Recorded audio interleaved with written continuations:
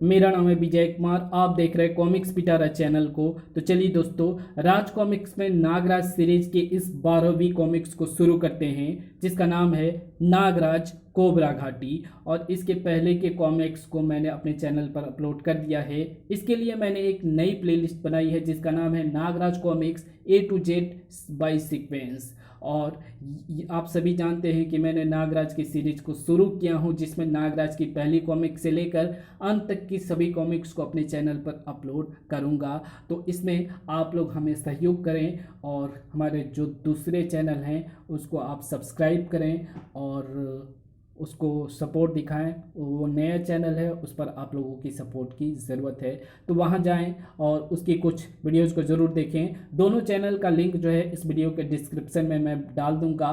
और दोनों चैनल का नाम है, एक का नाम है सेफ टेक टॉक्स और दूसरे का नाम है स्पोर्ट्स के सितारे। तो आप प्लीज़ जाइए और अपना थोड़ा सा प्यार ज़रूर दीजिए। ओके, तो चलिए बिना किसी देरी के इस शानदार कॉमिक्स को हम शुरू करते हैं। तो आप देख सकते हैं इसका कवर पृष्ठ जो कि कुछ इस तरह का है।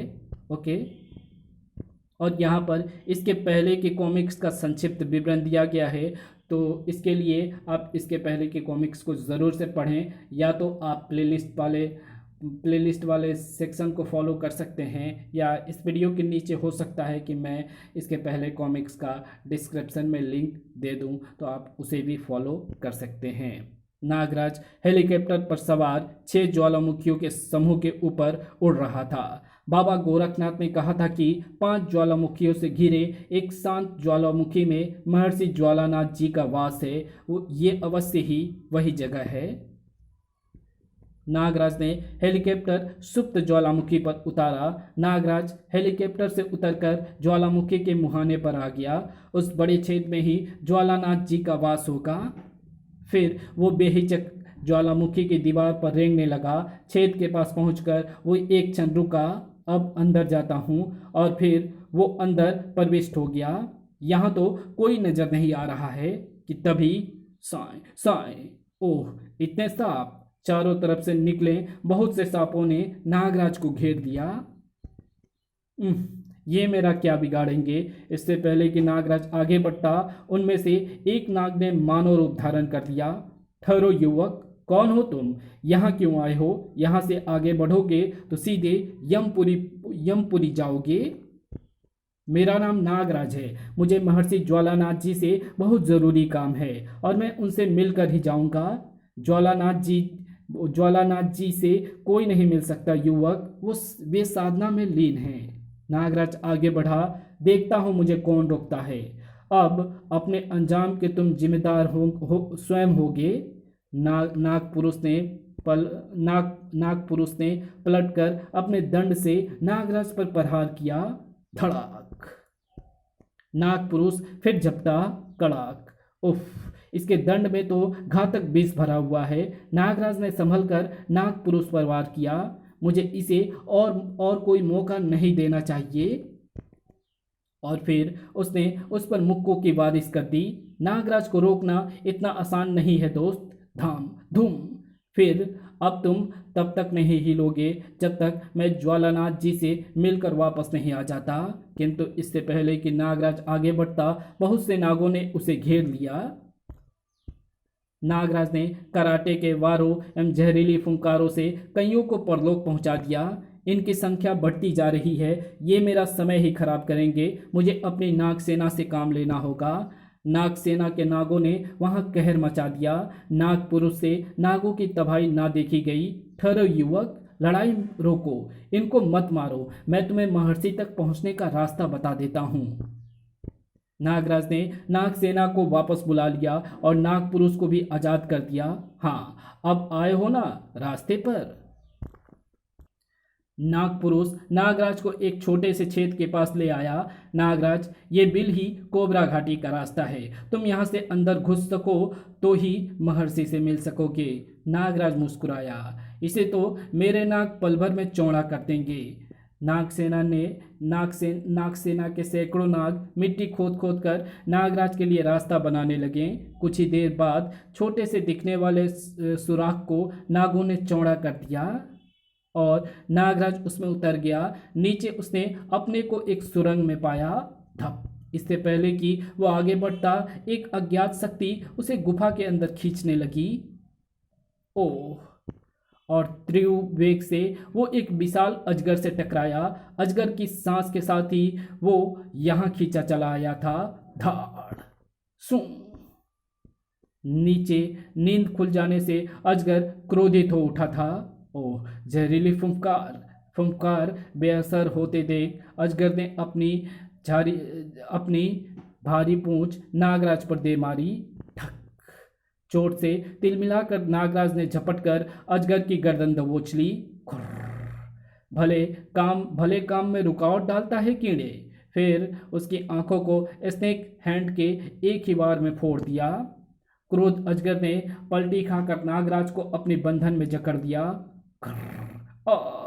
जैसे जैसे अजगर बंधन कस रहा था, नागराज को अपनी जान निकलती महसूस हो रही थी। तभी नागराज ने अजगर के शरीर पर अपने विषयुक्त दांत गड़ा दिए।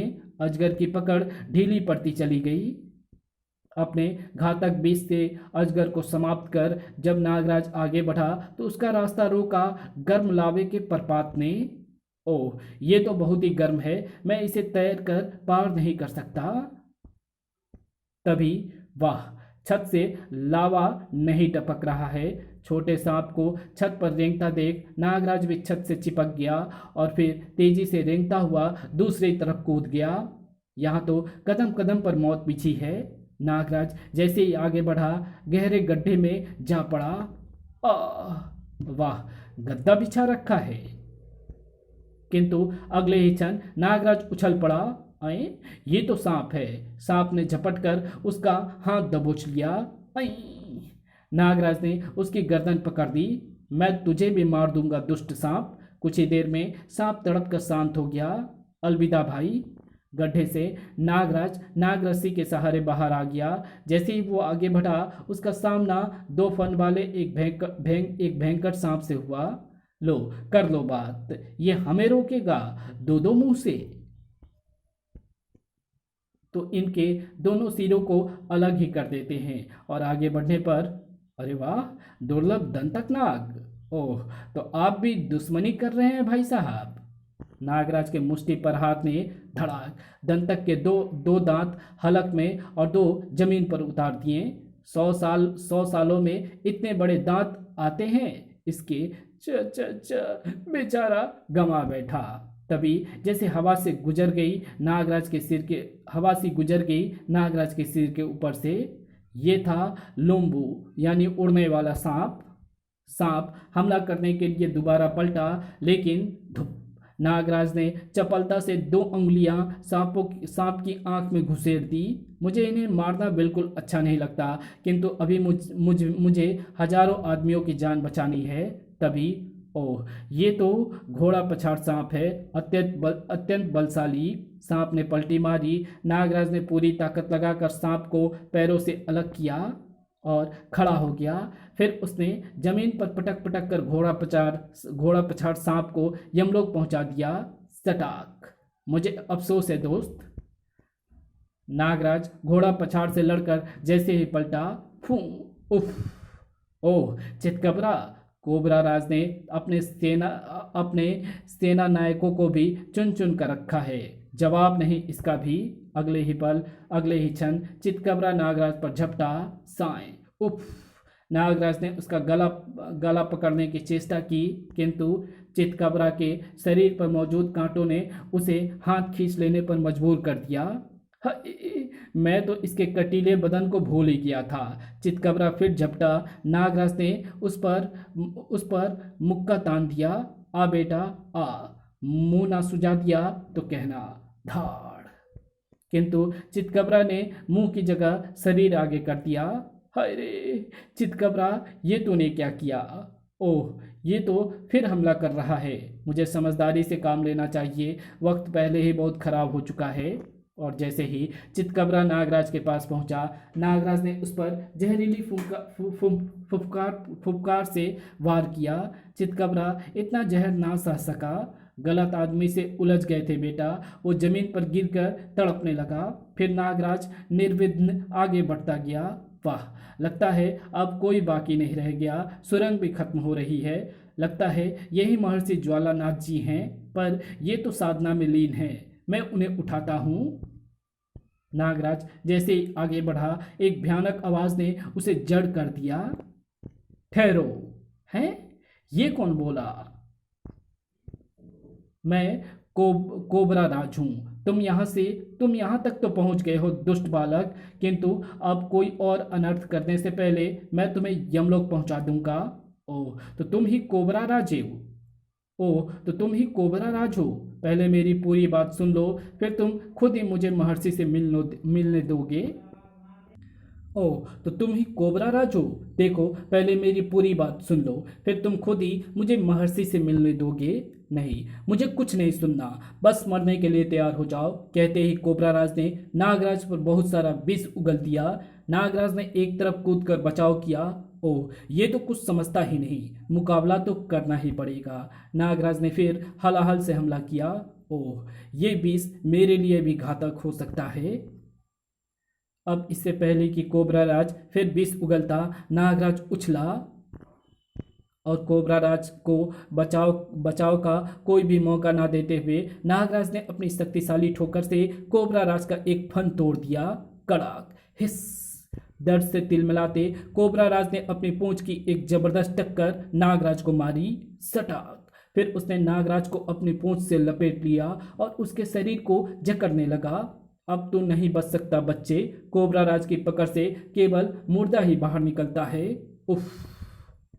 दर्द से छटपटाते नागराज ने सारी शक्ति संचित करके कोबरा राज पर अत्यंत शक्तिशाली विष की फुंकार मारी। विष कोबरा राज की आंखों में समा गई। दर्द की अधिकता से उसकी पकड़ ढीली पड़ गई। हिस। उफ, मेरी आंखें। नागराज ने ये अवसर नहीं छोड़ा। उसने कोबरा राज की पूंछ पकड़ी और उसे धरती पर पटकने लगा। अब तुझे बताता हूं कि कौन यमलोक जाएगा। सटाक। धरती से टकराने से कोबरा राज का एक सिर और टूट गया। क्यों? दिखने लगा यमलोक। महर्षि बचाइए। फिर नागराज पूंछ छोड़कर उसके फन पर कूदने लगा। बचाइए महर्षि, मुझे इस इंसान से बचाइए। इंसान? अरे बालक कहो बालक। ए धम। कोबरा राज की चीखों से महर्षि का ध्यान भंग हो गया। ठहरो नागराज, मैं इसे खत्म कर दूंगा।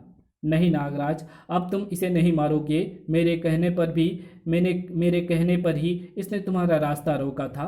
आपके कहने पर? हाँ, हम तुम्हारी परीक्षा लेना चाहते थे कि तुम मणि धारण करने के लायक भी हो या नहीं।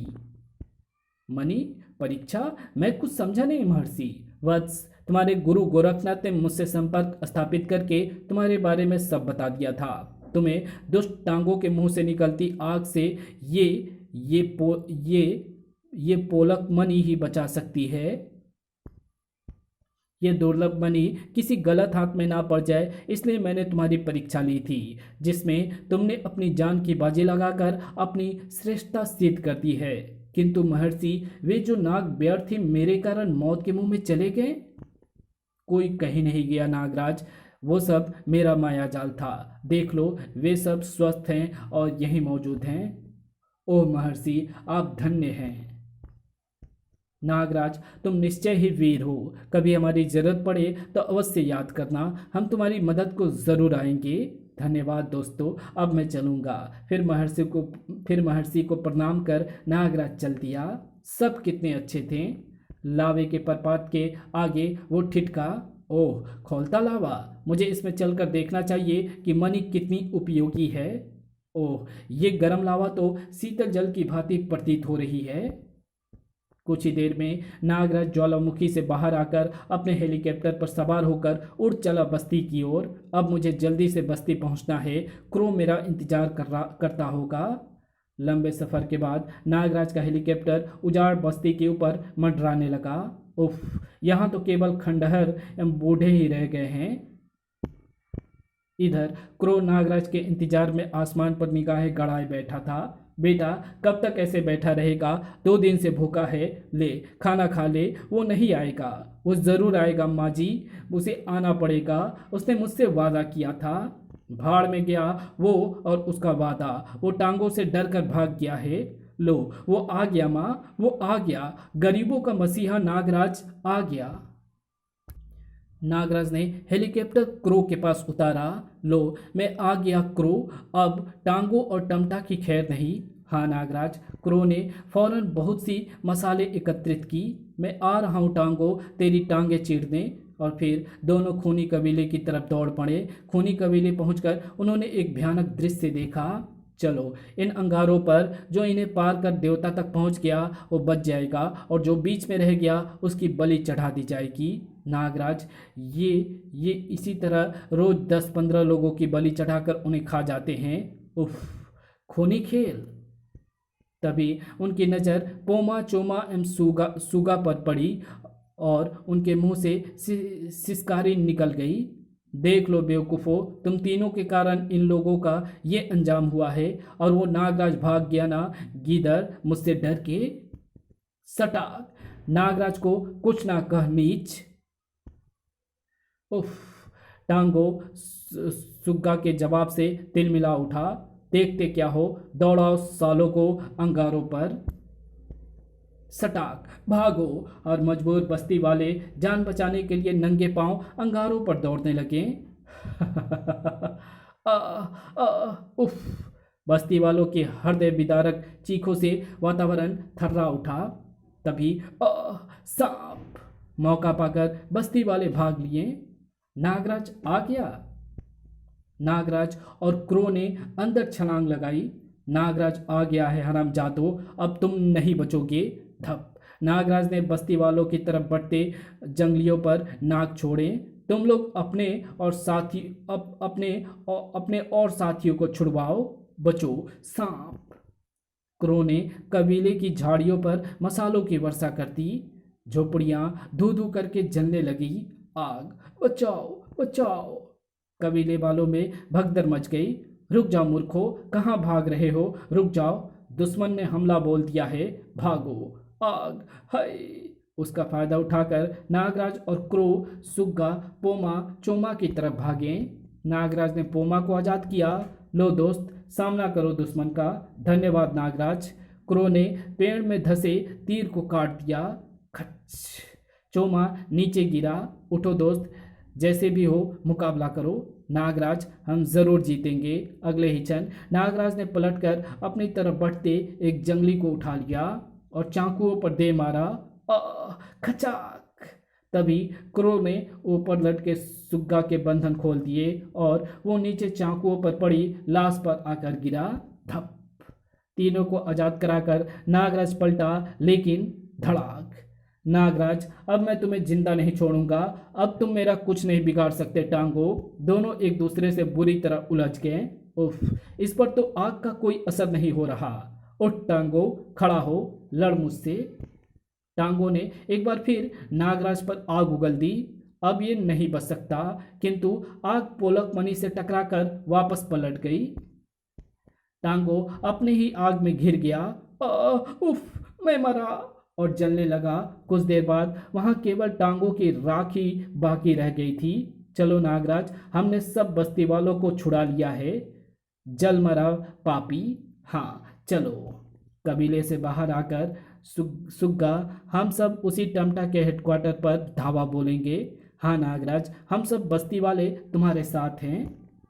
कुछ ही देर बाद बस्ती वालों ने टमटा के हेडक्वार्टर पर हमला बोल दिया।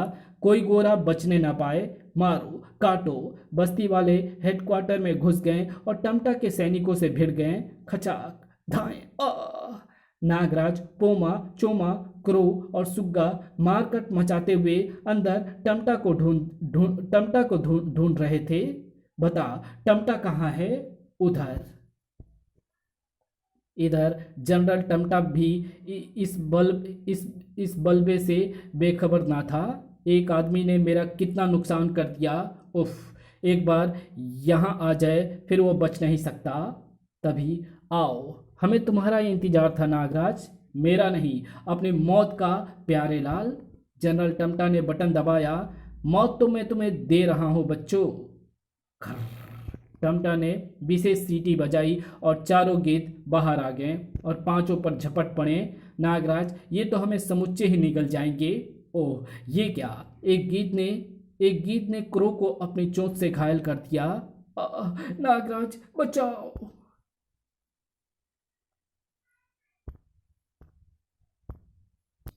नागराज ने अपनी तरफ बढ़ते गीत पर नाक छोड़ा। सुग्गा, इसकी आंखों पर चाकू मारो जल्दी। सुग्गा ने क्रो की तरफ बढ़ते गीत पर चाकू फेंका। खचाक! चोमा एवं पोमा ने भी वही तरकीब अपनाई।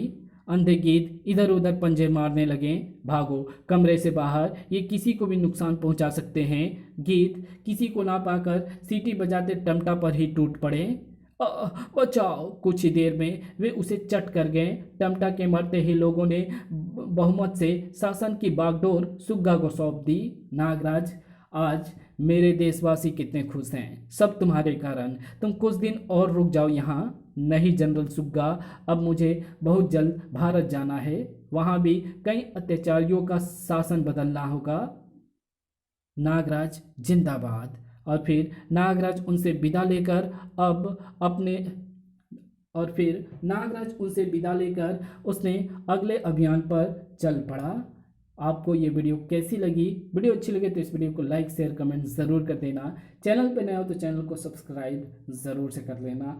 और स्पीड मेरी थोड़ी ज़्यादा है, कम है, और आवाज़ मतलब कम लग रही है या मॉडरेट है, ठीक ठाक है, या ज़्यादा है, किस तरह की है, इसे आप एक बार कमेंट में लिख करके ज़रूर से बताना। और सीरीज को मैंने शुरू किया है तो ख़त्म करने की कोशिश रहेगी जल्दी से जल्दी।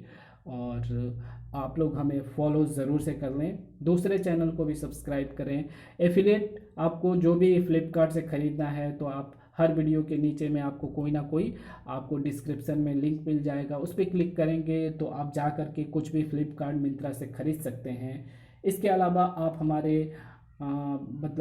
आप हमारे चैनल के मेंबरशिप ले सकते हैं, या सुपर थैंक्स के ज़रिए आप हमें कितना हो मतलब 10 रुपये, 5 रुपये, 50, 100, 200 या जितना भी आपकी मर्ज़ी हो या कैपेसिटी हो, उसके हिसाब से आप हेल्प कर सकते हैं। बहुत सारे तरीके हैं हेल्प करने के, तो आप कर सकते हैं। मिलते हैं आपसे किसी नई वीडियो में, तब तक के लिए बाय।